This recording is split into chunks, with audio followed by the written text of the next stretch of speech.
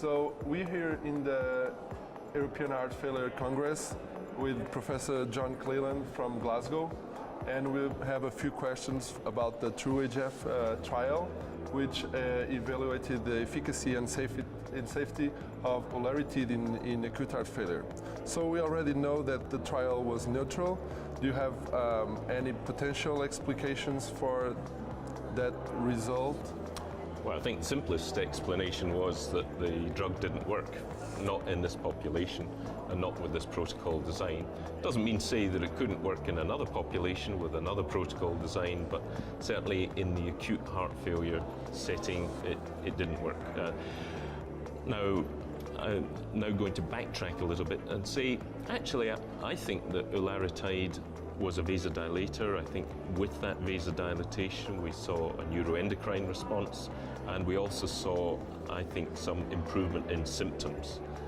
And we'd also seen that with naziritide in the ASCEND study. So we now have about 10,000 patients in randomized controlled trials of natriuretic peptides and demonstrating symptom benefit, but demonstrating no impact on longer-term mortality. So short-term administration of these types of drugs, I don't think have any effect on cardiovascular mortality. Could they be used long-term? Well, perhaps they could. We have to remember that the ARNIs are drugs that are designed to increase endogenous levels of natriuretic peptides. So perhaps long-term natriuretic peptide therapy is effective, but just giving it for 48 hours isn't going to affect longer-term outcome. So I think that was the major message. We saw a little bit of data suggesting that those study centres who adhered more closely to the protocol, there was a potentially clearer benefit of the drug on symptoms. And I perfectly accept that. It's a post-hoc analysis.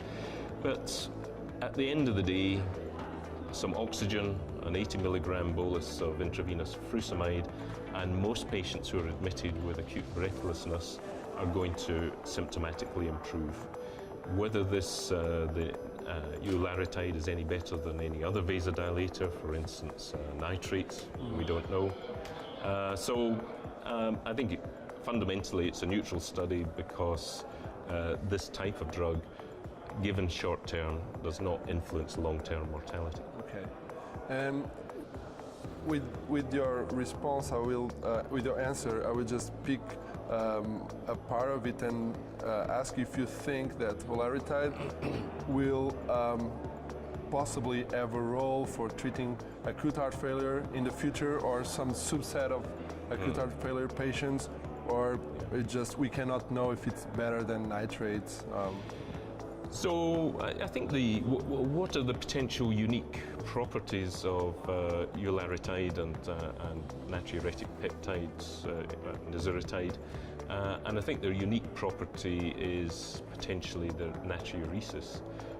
And in patients who have gross peripheral edema, then potentially there is a renal protective diuretic role for these agents, but I think that they probably need to be given for longer than 48 hours. They need to be, we're not going to be initiating these in the emergency room. These are on the ward, in the post-take ward round when they've been seen by the consultant, and the acute admission period is over, and now you realize that the patient is going to be in for 10 to 14 days sorting out his peripheral edema. That sort of patient, I can still see there could be a role for this sort of agent, but we'd need a radically different type of study.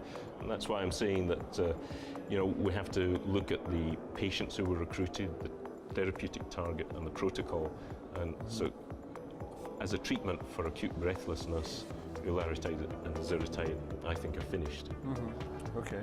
And this trial, the TRUE-HF trial, used a hierarchical endpoint during the first 48 hours of hospitalization, which if the patient got worse, it would count as an endpoint. If it got better, it would count as an improvement.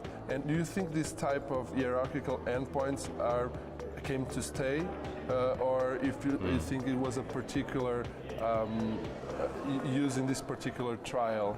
I think that they are useful secondary endpoints. I don't think that this is a useful primary endpoint.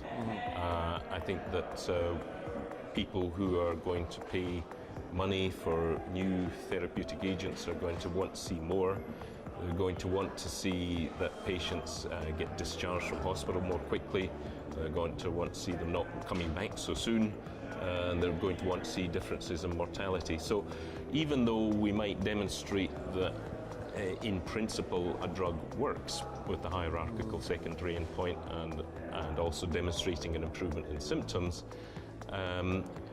you know, especially if the drug is just being given for 24, 48 hours, it's very difficult to sell to anybody who's either to the regulatory agencies or to anybody who's going to want to use the drug clinically.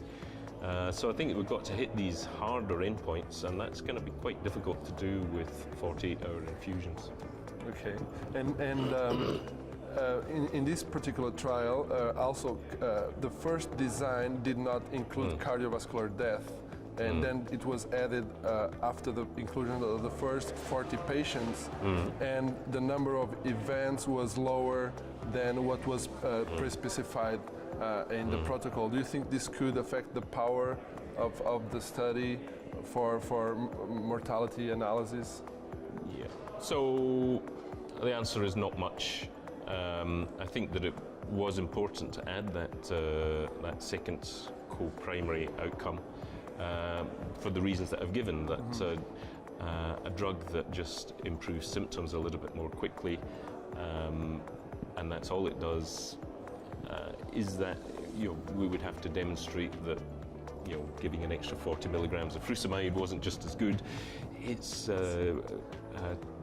do we really need that? Whereas if it had reduced cardiovascular mortality, that would have been you know, something we could have seized on.